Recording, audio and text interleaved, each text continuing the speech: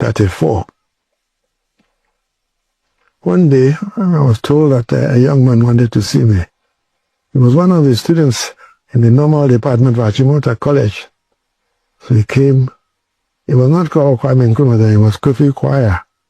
And then later on changed to Kwame Nkrumah.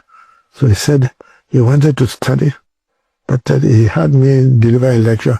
Said that whether you have money or not, if you have the willpower to study and you go to America, you will find an opportunity to work. But you must not distinguish between whatever you're going to do. If it's one, be a laborer.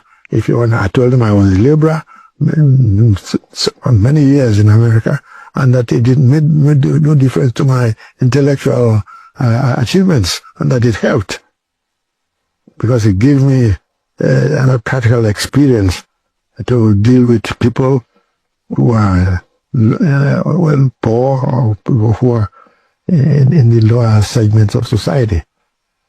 So I told him, I said, if you can do that, I said, you have opportunity. He said, but how? I said, you're right, apply.